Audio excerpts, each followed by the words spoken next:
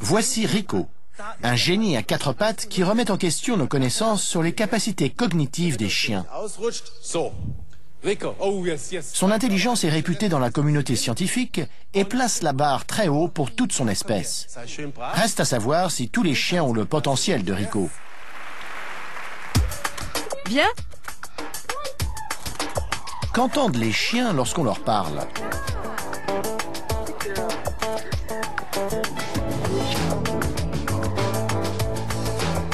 D'après les chercheurs, les chiens comprennent environ 165 mots, même s'ils font mine du contraire. Rico connaît au moins 200 mots associés à des objets qu'il ramène sur commande. Ja, prima. Wie warst du so fein?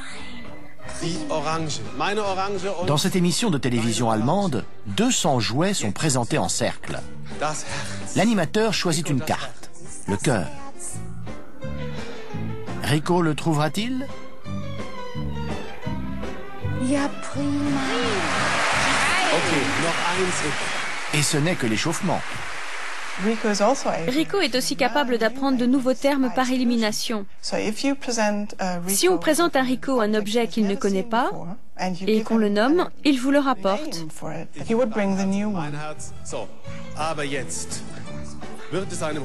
On demande ensuite à Rico d'aller chercher un jouet inconnu, un ballon de foot, associé à un nom absurde, BVB. Ja, such du. Il passe en revue tous les objets qu'il connaît et en procédant par élimination,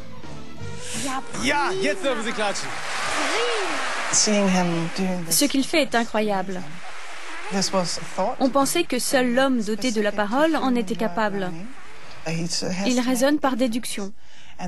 Et c'est ça qui est absolument étonnant.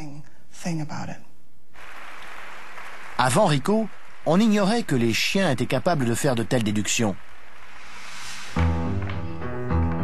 On appelle ça le fast mapping. Les enfants acquièrent cette aptitude à l'âge de 2 ou 3 ans. Prenons un bambin qui sait reconnaître un cochon et une vache. Ajoutez un animal qu'il ne connaît pas, un cacatoès. Demandez-lui où se trouve le cacatoès. L'enfant l'identifiera immédiatement en éliminant les animaux qu'il connaît déjà. Rico a démontré aux scientifiques que les humains ne sont pas les seuls à raisonner ainsi. Mais est-il une exception ou est-ce donné à tous les chiens? Guinness est la meilleure élève du Dr Rang. On lui présente d'abord 2 objets. La serviette a une valeur positive, le cadeau une valeur négative. Si Guinness choisit le bon objet, elle reçoit une friandise. Si elle se trompe, l'écran devient rouge et il n'y a pas de récompense. Elle apprend ainsi à choisir le bon objet.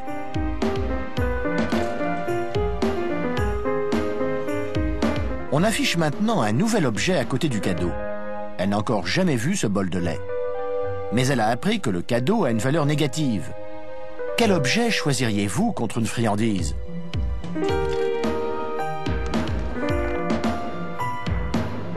Le défi continue. La serviette est opposée à un nouvel objet, un téléphone. Se souvient-elle que la serviette a une valeur positive? Pas mal, mais les choses se compliquent. Le téléphone s'affiche à côté d'un nouvel objet, une tasse. Elle doit choisir entre 2 objets qu'elle n'a jamais sélectionnés. Lors du défi précédent, elle a appris que le téléphone avait une valeur négative. Donc, en procédant par élimination, la tasse a une valeur positive. Grâce à cette méthode, Guinness mémorise des informations et apprend par déduction. Cet exercice est un jeu d'enfant pour nous, et apparemment pour elle aussi.